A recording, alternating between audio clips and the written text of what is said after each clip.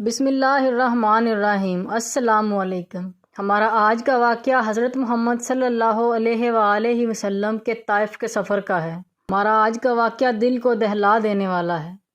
اللہ تعالیٰ کے آخری رسول حضرت محمد صلی اللہ علیہ وآلہ وسلم کو تبلیغ اسلام کی پاداش میں مشکلات، مصائب، تکالیف، آزمائشوں، اذیتوں اور امتحانات سے دوچار ہونا پڑا۔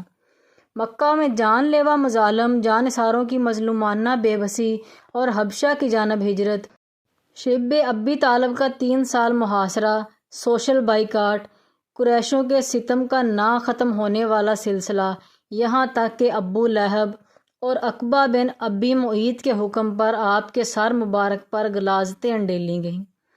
انہی دشمنان نے اسلام کے کہنے پر آپ کے راستے میں کانٹے بچھائے گئے، انہی کے اشارہ آبرو پر کشانہ نبوی میں برتنوں کو خراب کیا گیا، پکتی ہوئی ہنڈیا کو اوندا کیا گیا، خدا تعالیٰ کے حلال کردہ رزق میں حرام پلیدی ڈال دی گئی، آپ کے جسم مبارک پر اونٹوں کے اوج ڈالے گئے، گرد و غبار سے جسم اور لباس مبارک آلودہ کرنے کی بے باکانہ جسارت بھی کی گئی۔ آپ صلی اللہ علیہ وآلہ وسلم کی صاحبزادیاں یہ صورتحال دیکھ کر دل گیر ہوئیں اور ان کی زبان مبارک سے بددعائیہ جملے نکلے تو آپ صلی اللہ علیہ وآلہ وسلم نے فرمایا، اے بیٹی، دل گیر نہ ہو، تیرے باپ کا اللہ خود محافظ ہے۔ گویا ظلم، ستم، اذیت، تکلیف، ذہنی کوفت اور جسمانی تشدد جیسا وحشیانہ اور غیر انسانی برتاؤ آپ سے برتا گیا، لیکن ان سب کچھ کے باوجود آپ کے صبر و تحمل، عفو درگزر، ضبط و برداشت اور استقلال میں ذرا برابر کمی نہیں آئی، اور آج تک تاریخ کا ورق ورق آپ کے رحم و کرم، عزیمت، ثابت قدمی اور آپ کی فراخی حوصلہ کی داستانیں سنا رہا ہے۔ جب مکہ کے بچے دشمنی کرنے سے نہ بچے تو آپ نے مکہ سے باہر کی طرف نظر دوڑائی اور طائف کی طرف سفر کا ارادہ فرمایا۔ وہ ہادی جو نہ ہو سکا غیر اللہ سے خائف، چلا ایک روز مکے سے نکل کر جانب طائف۔ طائف مکہ سے تقریباً 40 میل کے فاصلے پر خوبصورت وادی، زرخیز باغات اور پہاڑوں سے مزین علاقہ ہے۔ مکہ کے سرداروں نے یہاں کوٹھیاں بنا رکھی تھیں، قبیلہ ثقیف یہاں آباد تھا، یہ عرب کا طاقتور قبیلہ تھا۔ قریش کی اس قبیلہ سے رشتہ داریاں بھی تھیں۔ یہاں 3 بھائی عبدیہ، لیل، مسعود اور حبیب اس قبیلے کے سردار تھے۔ بعث نبوت کا 10واں سال شوال المکرم کا مہینہ تھا۔ آپ صلی اللہ علیہ وآلہ وسلم فریضہ تبلیغ کے لیے غالباً پیدل یہاں پہنچے۔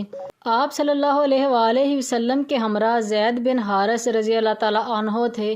10 دن یہاں قیام فرمایا، عوام و خواص کے سامنے دین اسلام پیش کیا۔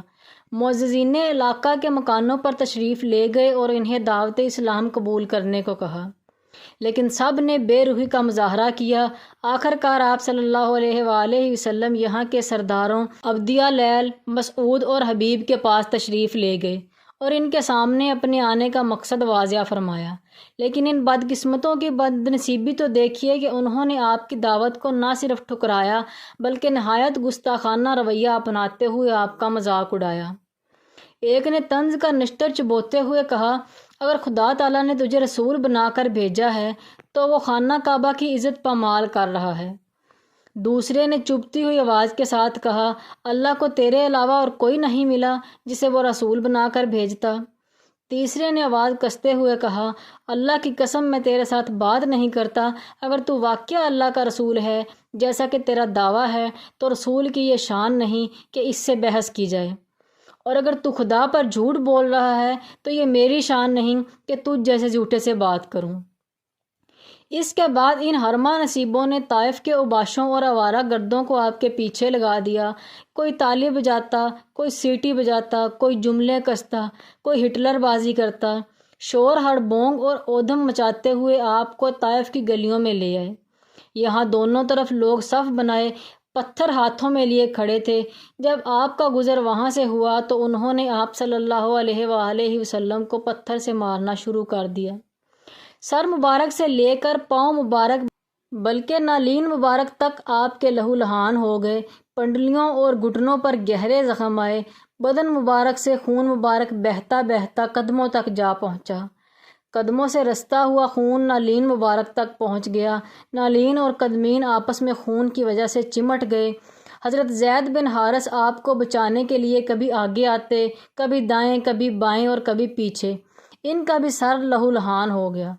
پتھروں کی برستی بارش میں کبھی آپ بیٹھ جاتے تو طائف والے آپ کو بغلوں میں ہاتھ ڈال کر دوبارہ کھڑا کر دیتے۔ چند قدم چلتے پھر بیٹھ جاتے اور وہ دوبارہ آپ کی بغلوں میں ہاتھ ڈال کر آپ کو کھڑا کرتے اور پتھر برساتے۔ لگتا ہے جب کوئی کنکر بدن پر دین کی خاطر، لگتا ہے جب کوئی کنکر بدن پر دین کی خاطر، تو مجھ کو وادی طائف کے پتھر یاد آتے ہیں۔ جب آپ بے ہوش ہو کر گر پڑے تو حضرت زید بن حارث نے آپ کو اٹھایا، قریب ہی کچھ پانی تھا وہاں لے گئے تاکہ خون کے دھبے دھو سکیں۔ کچھ دیر بعد طبیعت سنبھلی تو قریب میں ایک باغ تھا اور انگور کی سایہ دار بیل کے نیچے تھوڑی دیر لیٹ گئے اور معبود برحق کی بارگاہ میں دعا کی۔ آپ کے سوز و گداز، تڑپ اور درد اور زخموں کی ٹیس سے نالہ فریاد میں وہ تاثیر پیدا کی جس سے عرشیں بری تک کانپ اٹھا۔ اس موقع پر آپ نے بارگاہ الہی میں دعا کی، اے اللہ، میں تجھ ہی سے اپنی بے بسی کا شکوہ کرتا ہوں۔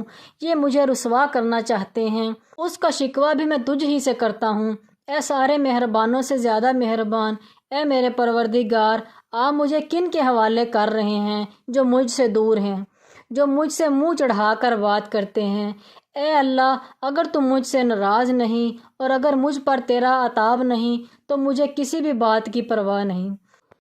خداوندی تیرا، تیری عافیت کا دامن بہت وسیع ہے۔ اے اللہ، میں پناہ مانگتا ہوں اس سے کہ مجھ پر تیرا غضب پڑے یا عتاب نازل ہو۔ تجھ ہی کو منانا ہے اور اس وقت تک منانا ہے جب تک تو راضی نہ ہو جائے۔ یہاں سے اٹھے، قرن الثعلب پہاڑی سامنے تھی، اوپر نظر اٹھائی، بادل نے آپ پر سایہ کیا ہوا تھا۔ بادل پر نظر جمائی تو اس میں جبرائیل امین جلوہ افروز تھے اور عرض کی، یا رسول اللہ، اللہ تعالیٰ نے سن لیا، دیکھ لیا، تم نے جو کچھ فرمایا، انہوں نے جیسا سلوک کیا، سب کا سب دیکھ اور سن لیا۔ یہ میرے ساتھ ملک الجبال، پہاڑوں کی نگرانی پر مقرر فرشتہ موجود ہیں، آپ حکم دیجئے یا یہ تعمیل کریں گے۔ ملک الجبال نے عرض کی، مجھے اللہ تعالیٰ نے بھیجا ہے، آپ جو حکم کریں میں تعمیل کروں گا۔ آپ حکم دیں مکہ کی دونوں طرف کے پہاڑوں کو ملا کر ان تمام بے ادب اور گستاخوں کو پیس ڈالوں۔ آپ صلی اللہ علیہ وآلہ وسلم آزمائش کے دوراہے پر کھڑے تھے۔ ایک آزمائش اہل طائف نے آپ پر ظلم و ستم کے پہاڑ توڑے، دوسری آزمائش کے جبریل امین اور ملک الجبال ان کو پیس ڈالنے کی فرمائش کے منتظر کھڑے ہیں۔ پہلا امتحان تھا صبر و ضبط، تحمل و برداشت اور استقلال کا، دوسرا امتحان تھا دعوی رحم و کرم کا، فراخی حوصلہ اور وسط ظرفی کا۔ اللہ کریم نے آپ کو دونوں میں کامیاب فرما دیا۔ دریا دلی والے دل رحمت میں کرم کی ایک موج اٹھی اور اہل طائف کی قسمت کے سفینے کو پار لگا دیا۔ فرشتوں کو جواب دیا، اگر یہ بد نصیب ایمان نہیں لائے تو کیا ہوا، میں ان کے آنے والی نسل سے ہرگز نا امید نہیں ہوں۔ مجھے اللہ کی ذات پر مکمل یقین اور بھروسہ ہے کہ وہ ان کی نسلوں میں ایسے لوگ پیدا فرمائے گا جو اللہ کی توحید کے قائل اور شرک سے بیزار ہوں گے۔ قریب ہی مکہ کے مشہور سردار عتبہ اور شیبہ بن ربیعہ کا باغ تھا۔ اس وقت یہ دونوں بھائی وہاں موجود تھے۔ انہیں غیرت آئی کہ ہمارے شہر کے ایک معزز شخص سے طائف والوں نے بہت ناروا سلوک کیا ہے۔ غیرت تو آئی لیکن شرم پھر بھی نہیں آئی، اخلاقی ہمت پیدا نہیں ہوئی کہ خود آ کر آپ سے بات چیت کرتے۔ چنانچہ اپنے غلام کو انگوروں کے خوشے دے کر آپ صلی اللہ علیہ وآلہ وسلم کے پاس بھیجا۔ اس کا نام عداس تھا اور مذہباً عیسائی تھا۔ وہ آپ کے پاس آیا، انگور پیش کیے، آپ نے انگور کھانے کے لیے ہاتھ بڑھایا تو زبان مبارک سے بسم اللہ جاری ہو گیا۔ عداس کہنے لگا، یہاں کے لوگ تو بسم اللہ الرحمن الرحیم نہیں کہتے۔ آپ صلی اللہ علیہ وآلہ وسلم نے فرمایا، تم کہاں کے ہو؟ اس نے جواب دیا کہ نینوا۔ آپ نے فرمایا، وہی نینوا جو میرے بھائی حضرت یونس علیہ السلام کا وطن تھا۔ وہ حیرت زدہ ہو کر پوچھنے لگا کہ آپ یونس علیہ السلام کو کیسے جانتے ہیں؟ آپ صلی اللہ علیہ وآلہ وسلم نے جواب دیا، میرے اور ان کے درمیان نبوت کا رشتہ ہے، وہ بھی اللہ کے نبی تھے اور میں بھی اللہ کا بھیجا ہوا نبی ہوں۔ اداس یہ سن کر اسی وقت مسلمان ہو گیا۔ اداس کے قبول اسلام نے گویا آپ کے زخموں پر مرہم کا کام کیا۔ طائف سے واپسی پر جنات کی ایک جماعت نے اسلام قبول کیا۔ سفر طائف سے ہمیں یہ سبق ملتا ہے کہ دین اسلام کی تبلیغ کے لیے انتہائی کٹھن اور مشکلات بھی آئیں تو ثابت قدمی اور خندہ پیشانی سے برداشت کرنی چاہیے۔ تبلیغ کی محنت کا نتیجہ اگر وقتی طور پر نظر نہ بھی آئے تو بھی اللہ کی رحمت سے نا امید نہیں ہونا چاہیے۔ محنت کا ثمرہ کچھ عرصہ بعد اللہ تعالیٰ ضرور عطا فرماتے ہیں۔ تو ناظرین و سامعین، کیسی لگی آپ کو ہماری آج کی ویڈیو اچھی لگے ویڈیو کو لائک کریں اور ساتھ ہی سبسکرائب کے بٹن کو کلک کر کے بیل آئیکن کو بھی دبا دیں تاکہ ہماری ہر نئی آنے والی ویڈیو کا نوٹیفیکیشن سب سے پہلے آپ کو ملے۔ تو ملتے ہیں ایک نئی ویڈیو کے ساتھ، تب تک کے لیے اللہ حافظ۔